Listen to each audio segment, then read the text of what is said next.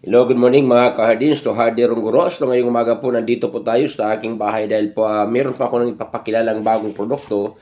Ito po ay ang video making kit. So na kung saan ito yung maging solusyon sa mga problema nyo sa mga vlogging engagement at mga vlogging activity ninyo. So ito po yung sabi natin, ito po yung ating video making kit. Yan po. So napaka good quality po, talagang napakadaling i-assemble. So bali gaya ng makikita po natin sa pictures, yan po, ipapakita po natin, napakadaling i-assemble. So ito po yung meron po ng apat na bahagi, yes, apat na bahagi. Ito yung grips. Okay. At ito naman yung sabi natin cellphone holder.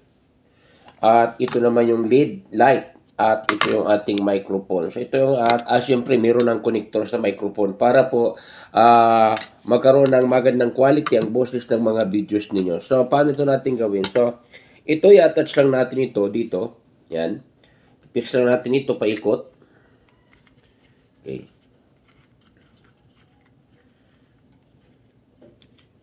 Yan. So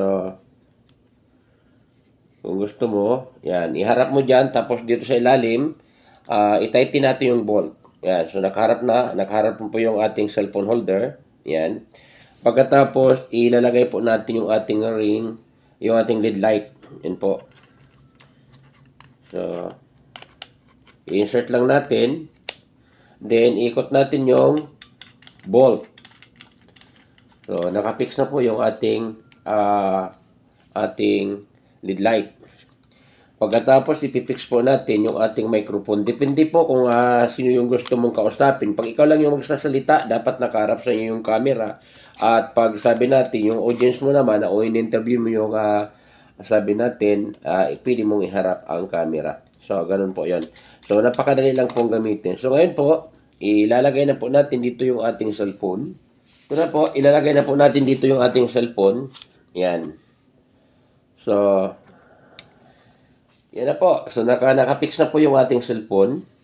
Pagkatapos po, ilalagay po natin yung ating microphone, yung ating connector, papunta po sa microphone. Yan. Tapos na po.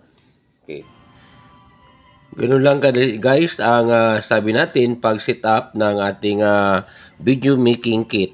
Sana nagustuhan nyo po yung ating video sa araw na ito. Thanks so much for watching. See you again on my next video. Bye-bye and God bless you everyone. Thanks so much for watching and follow for more.